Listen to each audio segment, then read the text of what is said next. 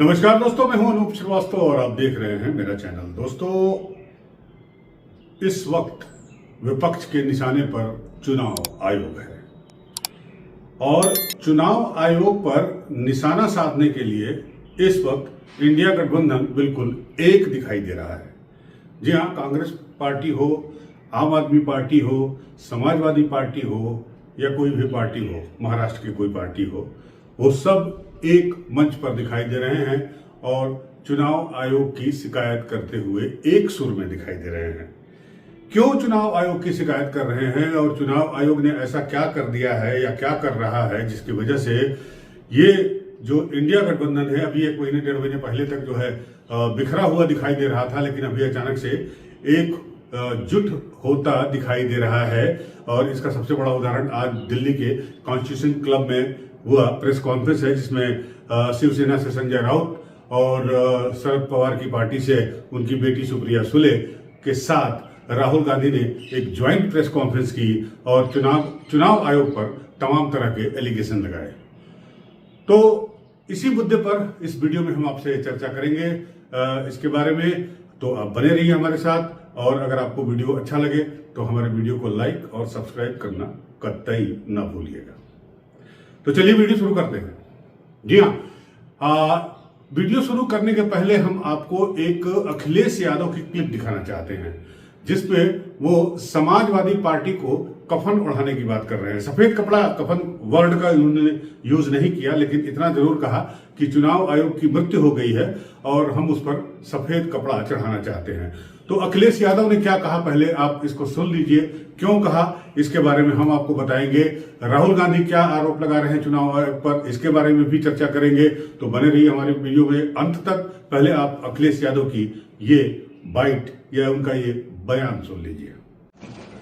ये बीजेपी का चुनाव लड़ने का तरीका है। चुनाव आयोग मर गया है। सफेद कपड़ा जो होता है वो हमें भेंट करना पड़ेगा। अब सवाल ये उठता है कि समाजवादी पार्टी के राष्ट्रीय अध्यक्ष अखिलेश यादव इतने गुस्से में क्यों हैं, खासकर ये गुस्सा चुनाव आयोग को लेकर क्यों है। तो आपको बता दें कि आपको पता है कि दिल्ली विधानसभा चुनाव के साथ उत्तर प्रदेश में अयोध्या की मिल्कीपुर विधानसभा सीट पर भी उपचुनाव हुए हैं। और ये वो मिल्कीपुर सीट है जहां पर 2022 में अयोध्या की ये एकमात्र सीट ऐसी है जिस पर बीजेपी चुनाव हार गई थी। यहां से अवधेश प्रसाद जीते थे समाजवादी पार्टी के उम्मीदवार, और उसके बाद उन्होंने लोकसभा के इलेक्शन में इंडिया गठबंधन के उम्मीदवार के रूप में बीजेपी के उम्मीदवार लल्लू सिंह को हरा दिया था, और जिसकी चर्चा पूरी दुनिया में हुई थी, क्योंकि ये चुनाव राम मंदिर के प्राण प्रतिष्ठा समारोह के बाद हुए थे। लिहाजा ये प्रतिष्ठा का सवाल बन गई है सीट, चाहे वो भारतीय जनता पार्टी के लिए हो और चाहे वो समाजवादी पार्टी के लिए हो। इसीलिए पूरा दमखम इस मिल्कीपुर चुनाव सीट पर लगा हुआ है। अब 5 तारीख को जो मतदान हुआ उसमें अखिलेश यादव की पार्टी समाजवादी पार्टी और खुद अखिलेश यादव, उनके चाचा रामगोपाल यादव, उनके चाचा शिवपाल सिंह यादव लगातार फैजाबाद जिला प्रशासन पर आरोप लगा रहे हैं, डीएम पर, एसपी पर, कमिश्नर पर, आईजी पर, एसएचओ पर, सीओ पर और एसडीएम पर, चुनाव अधिकारी पर, रिटर्निंग अफसर पर, कि ये लोग चुनाव में धांधली कर रहे हैं, इनके वोटरों को वोट नहीं देने दिया जा रहा है, इनके वोट काटे जा रहे हैं, इनको धमकाया जा रहा है, और अगर हमारा कैंडिडेट उम्मीदवार वहां जा रहा है उसका विरोध करने तो उसे डराया धमकाया जा रहा है। तमाम तरह के आरोप लगाए। उसी के साथ अखिलेश यादव ने जो है वो चुनाव आयोग को शिकायतें भी भेजी। इसके पहले भी जब विधानसभा की चुनाव हुए थे, जिसमें 10 विधानसभा के उपचुनाव हुए थे, उस वक्त भी अखिलेश यादव ने इसी तरह के आरोप लगाए थे कुंदरकी की सीट को लेकर, और उन्होंने कहा था कि समाजवादी पार्टी ने बहुत सारे सबूत और एप्लीकेशन और शिकायतें चुनाव आयोग को भेजी है, वीडियो के साथ, फोटोज के साथ, सब कुछ साथ, लेकिन चुनाव आयोग कुछ नहीं कर रहा है। और कल के बारे में भी, माफ कीजिएगा, 5 फरवरी के मतदान के बारे में भी अखिलेश यादव का यही कहना था कि जो भी धांधली की जा रही है स्थानीय प्रशासन के द्वारा, सरकार के द्वारा, इसकी सूचना चुनाव आयोग को दी जा रही है, लेकिन चुनाव आयोग शांत पड़ा हुआ है। इसी बात का गुस्सा है अखिलेश यादव को, और उनके मुंह से ये बयान निकल गया कि हम सफेद कपड़ा चुनाव आयोग को भेंट करना चाहते हैं, क्योंकि चुनाव आयोग मृत प्राय हो गया है या मृत हो गया है। भारतीय लोकतंत्र ने वो चुनाव भी देखे हैं जो रक्त रंजित हुआ करते थे, बड़े पैमाने पर हिंसा हुआ करती थी, लेकिन तब भी किसी ने निर्वाचन आयोग पर ऐसी टिप्पणियां नहीं की। भारतीय लोकतंत्र ने वो दिन भी देखे हैं जब डिंपल यादव सरीखे लोग निर्विरोध निर्वाचित हो जाते थे, किसी को नॉमिनेशन फॉर्म तक भरने का मौका नहीं मिलता था, लेकिन तब भी किसी ने निर्वाचन आयोग पर ऐसी टिप्पणी नहीं की। और लोगों ने वो दिन भी देखे हैं जब इंदिरा गांधी के निर्वाचन को बाकायदा कोर्ट ने इलीगल माना था कि तमाम सारी अनियमितताएं हुई हैं, तब भी निर्वाचन आयोग को लेकर के किसी ने ऐसी टिप्पणी नहीं की थी। और आज निर्वाचन आयोग को लेकर के जितने निचले स्तर की टिप्पणी समाजवादी पार्टी कर रही है, संवैधानिक संस्थाओं का ऐसा अपमान वो लोग कर रहे हैं जो संविधान की प्रतियां जेब में लेकर घूमते हैं। आप संविधान को मानना नहीं चाहते हैं और संवैधानिक तंत्र पर इस प्रकार की टिप्पणियां कर रहे हैं, ये बहुत दुर्भाग्यपूर्ण है। आप जनता से चुनाव जीत नहीं पा रहे हैं, लोकतंत्र में जनता आपके साथ खड़ी नहीं है, तो आप निर्वाचन आयोग पर ठीकरा फोड़ रहे हैं। चलिए अब बात करते हैं इंडिया अलायंस की सबसे बड़ी पार्टी नेशनल पार्टी कांग्रेस के बारे में और उसके नेता माफ कीजिएगा राहुल गांधी के बारे में। राहुल गांधी ने आज दिल्ली में कॉन्स्टिट्यूशन क्लब में एक बाकायदा प्रेस कॉन्फ्रेंस की, जिसमें उनके साथ संजय राउत और सुप्रिया सुले दोनों मौजूद थे और इन्होंने महाराष्ट्र चुनाव को लेकर कहा कि कांग्रेस पार्टी चुनाव के 3 महीने बाद तक होमवर्क किया है और ये पाया है कि महाराष्ट्र चुनाव में वोटर लिस्ट में गड़बड़ी की गई है, वोटरों की संख्या बढ़ाई गई है। महाराष्ट्र में लोकसभा चुनाव जो मई 2024 में हुए थे, उसके पहले 32 लाख नए वोटर जोड़े गए थे चुनाव आयोग के द्वारा, लेकिन मई में लोकसभा चुनाव होने के बाद से लेके और दिसंबर में जब विधानसभा का चुनाव हुआ, इसके बीच 6 महीने में 39 लाख नए वोटर जोड़ दिए गए।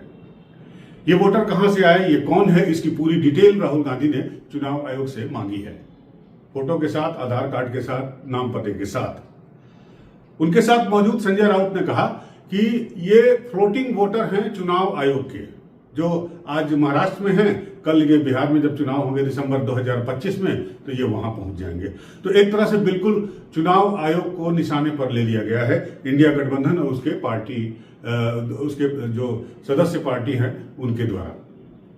राहुल गांधी ने बाकायदे आंकड़े देकर सबूत पेश करने की कोशिश की और कहा कि चुनाव आयोग इस तरह से धांधली कर रहा है। बेसिकली जो शिकायतें हैं उसमें वोटर्स लिस्ट में वोटरों की संख्या बढ़ाने की है, कहीं घटाने की है, कहीं मतदाता सूची में गड़बड़ी करने की है, कहीं जो चुनाव चिन्ह होते हैं उससे भ्रम फैलाने की है, कहीं जो है ईवीएम को लेकर शिकायत है। तो इन तमाम शिकायतों पर चुनाव आयोग ने पहले भी जवाब दिया है, लेकिन आज जो आरोप लगाए गए चुनाव आयोग पर वो काफी गंभीर है, चाहे वो कांग्रेस के द्वारा लगाए गए हों, चाहे वो समाजवादी पार्टी के द्वारा लगाए गए हों। Importance that elections should be freed from any kind of interference. The election machinery should be outside the control of the executive government. Now, this is really the question here. I'd like to give a little bit of a background. Election commissioners were chosen by a committee which included the Chief Justice, Leader of Opposition, Prime Minister. That was changed. It was changed by the government, by the Prime Minister. The Chief Justice was removed from that committee and a BJP person was added to that committee. That's the first step. Second step, immediately before the Lok Sabha elections, election commissioner was removed. 2 new election commissioners were put in place. But this press conference is specifically about Maharashtra, and I'd like to give you some details about what we have found about the Maharashtra elections. And these are, of course, some questions to the Election Commission. Question number 1. In 5 years, between Vidhan Sabha 2019 and Lok Sabha 2024, 32 lakh voters were added on the electoral rolls of Maharashtra. However, in a period of 5 months between Lok Sabha 2024, which these parties won, and Vidhan Sabha 2024, 39 lakh new voters were added in Maharashtra. Now the question is, why are more voters being added in 5 months after the Lok Sabha election than are being added in 5 years prior? Who are these 39 lakh people? To give an idea of what happened. बहरहाल सबको अब इंतजार है चुनाव आयोग के जवाब की। हालांकि चुनाव आयोग ने एक बयान जारी किया है जिसमें चुनाव आयोग ने कहा है, उनके मुख्य चुनाव आयुक्त राजीव कुमार ने कहा है कि चुनाव आयोग पूरी पारदर्शिता निष्पक्षता के साथ काम करता है, किया है और कर रहा है, और जो भी शिकायतें पाई गई हैं उसका वो लिखित रूप में जवाब देंगे। राहुल गांधी हो चाहे अखिलेश यादव हो, उनको लिखित रूप में जवाब दिया जाएगा। लेकिन चुनाव आयोग ने भी कहा कि मतदाता जो है चुनाव आयोग का प्राथमिक सदस्य है और सबसे पहले मतदाता के हितों का ही चुनाव आयोग ख्याल करता है। और मतदाता लिस्ट या मतदाता सूची जब भी तैयार की जाती है उस वक्त चुनाव आयोग अकेले फैसला नहीं लेता, अकेले कोई काम नहीं करता। उस वक्त जो तमाम राजनीतिक दल उस राज्य के होते हैं वो भी उनके भी अभिकर्ता या एजेंट या उनके नेता चुनाव आयोग के साथ मिल बैठते हैं और उसके बाद ये मतदाता सूची तैयार की जाती है। लेकिन समाजवादी पार्टी और इंडियन नेशनल कांग्रेस दोनों के अपने अपने दावे हैं, दोनों नेताओं के अपने अपने दावे हैं और वो शायद इस चुनाव आयोग के जवाब से बिल्कुल संतुष्ट नहीं होंगे। लिहाजा एक बार फिर से चुनाव आयोग विपक्षी दलों के निशाने पर है और विपक्षी दलों के द्वारा चुनाव आयोग के लिखित जवाब का इंतजार निश्चित रूप से रहेगा।